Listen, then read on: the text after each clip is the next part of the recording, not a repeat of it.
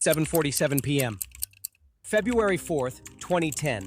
A neighbor's surveillance system captured the bottom 18 inches of a vehicle, thought at the time to be the Mcstay family's 1996 Isuzu Trooper. In December 2009, 40-year-old Joseph Mcstay and his 43-year-old wife Summer moved to Fallbrook, California with their two young children, 3-year-old Joseph Jr. and 4-year-old Gianni.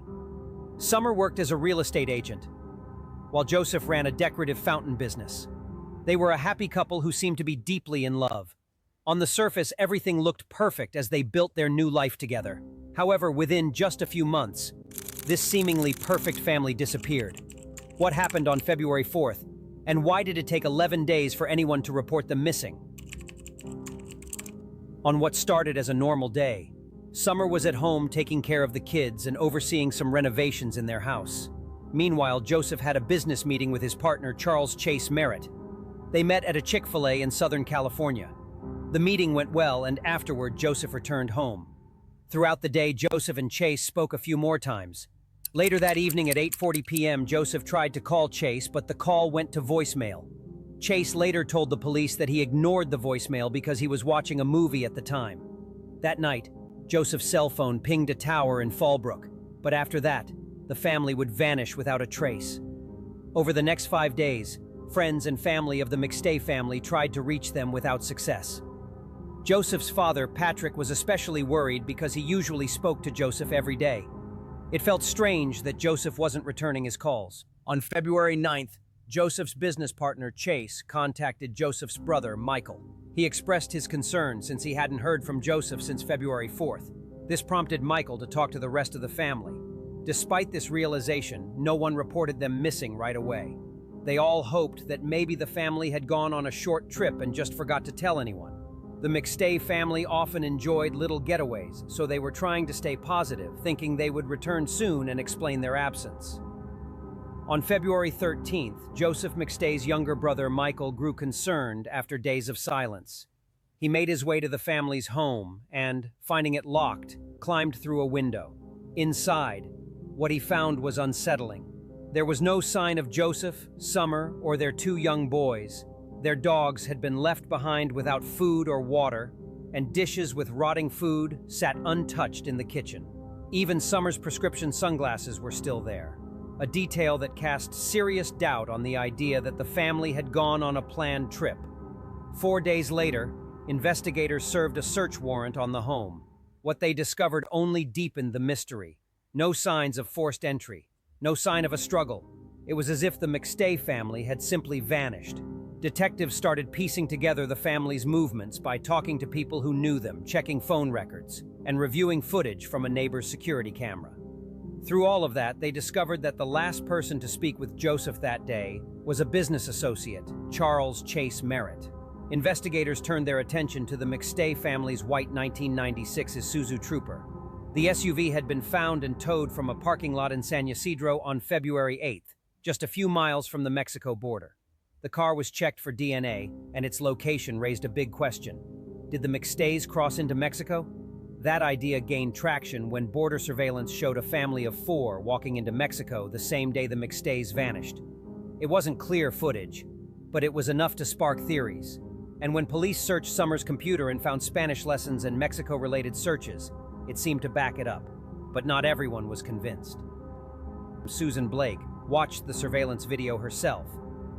"That's not his walk," she told producers, talking about her son. "I know him. That's not him." By February 23rd, Interpol was notified to be on the lookout for the family in Mexico. But lead after lead went nowhere. Sightings were reported, but none panned out. Back home, Joseph's father, Patrick Mcstay, was doing his own digging. He went through Joseph and Summer's emails, looking for anything that might explain what happened. 2 people briefly stood out: Summer's ex-boyfriend and Joseph's business partner, Dan Kavanaugh, but both were cleared. In April 2010, the FBI officially took over the case. Still, nothing. No real answers for over 3 years. Then, in the fall of 2013, everything changed. An off-road biker in the desert near Victorville, about 100 miles from the Mcstay home, came across a partial skull. Investigators discovered 2 shallow graves. Each one held the remains of an adult and a child. Time had taken its toll and DNA was no longer usable, but dental records confirmed the worst. It was the Mcstay family, also found at the site, a 3-pound sledgehammer. All 4 family members had been beaten to death. The case officially shifted from a missing persons case to a homicide investigation. Detectives circled back to the Mcstay's SUV. This time, a more detailed search revealed something new: DNA on the steering wheel and gear shift. It belonged to none other than Charles Chase Merritt, Joseph's business associate. Investigators reread Merritt's original interview transcripts. One thing stood out. He spoke about Joseph in the past tense, years before the bodies were found. "Joseph was my best friend," he had said. It was subtle, but suspicious. So why would Merritt do something so horrific? As detectives dug deeper, a motive started to take shape. Merritt had a serious gambling problem. He owed Joseph over $42,000 after a job went wrong in 2009.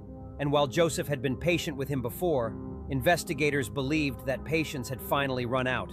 The evidence kept piling up. Merritt had allegedly forged checks from Joseph's business account.